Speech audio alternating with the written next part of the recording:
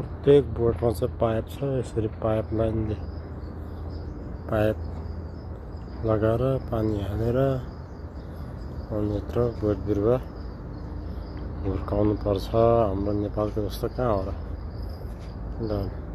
यस्तो गरेर पनि गरेको छ। जबरजस्ती जङ्गल बनाइदिएको छ। जबरजस्ती जङ्गल बनाएको छ।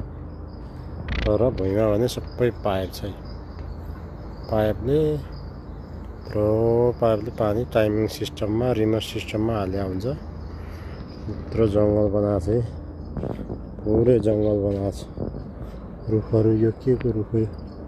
पिपलको रुख है। यस्तो छ। यत्रो जङ्गल बनाएको छ।